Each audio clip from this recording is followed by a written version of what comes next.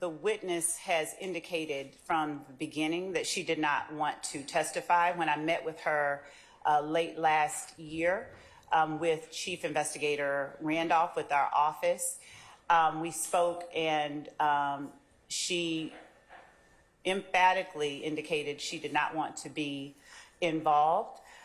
We told her that we had to, this is what we have to do.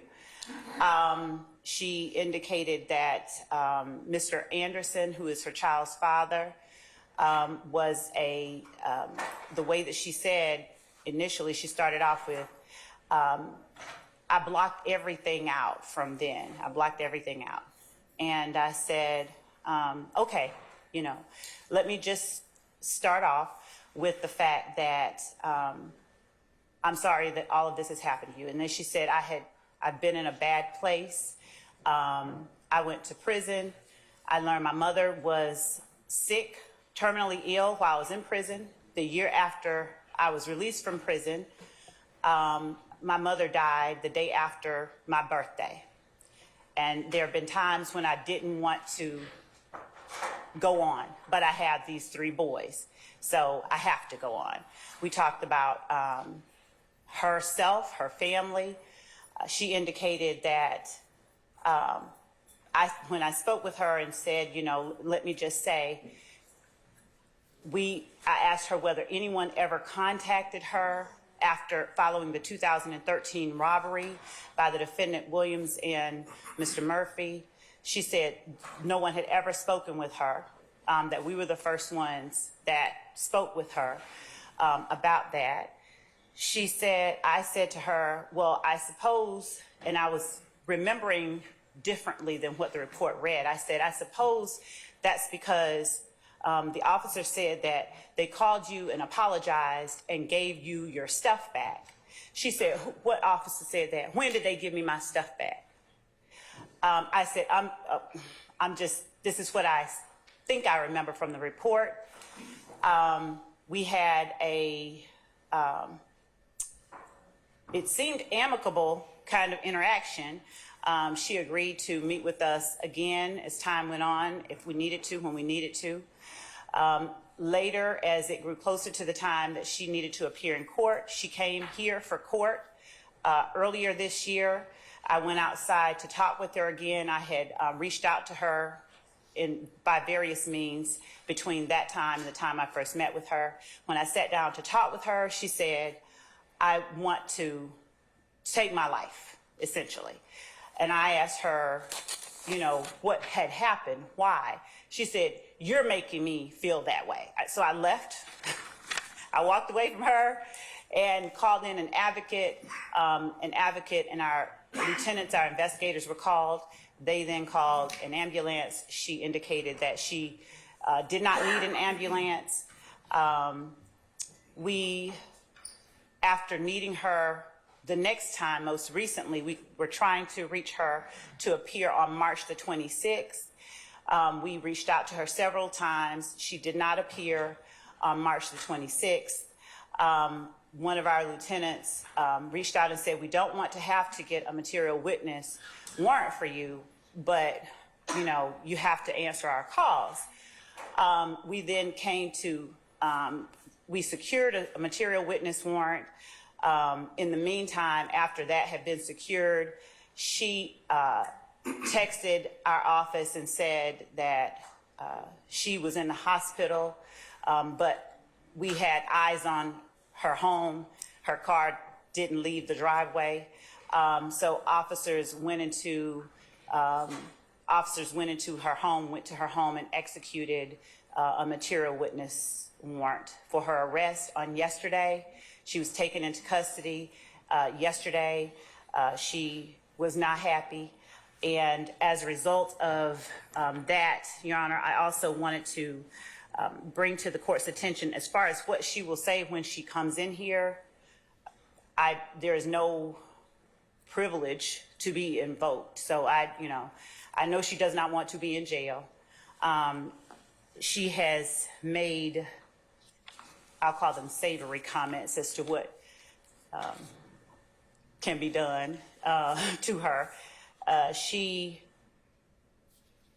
She's not a fan of our office, and that's where we are.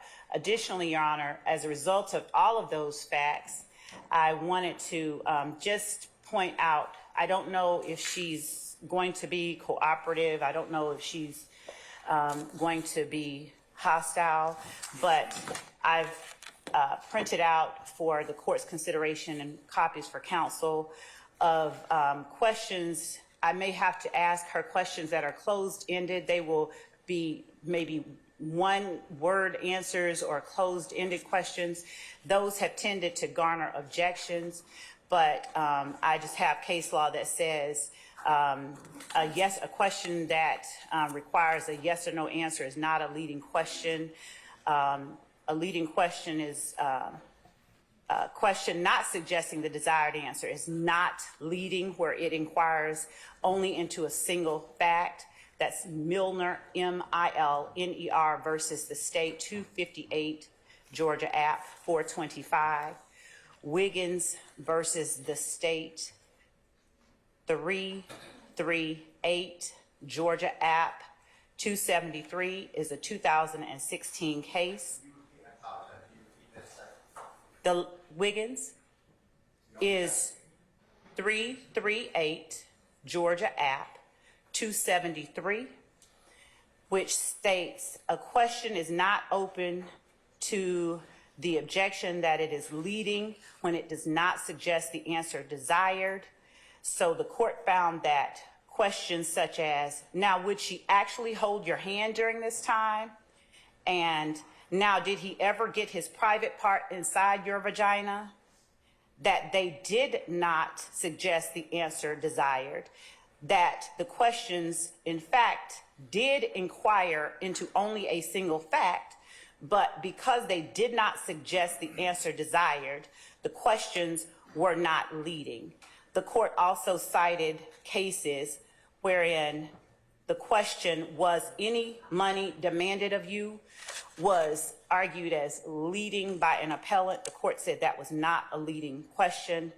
And allowing a prosecutor to ask a 14-year-old witness, did you see the defendant with a gun, was also not a leading question. And as to that issue, the last case that the state has for the court's consideration is Burden, that's B-U-R-D-E-N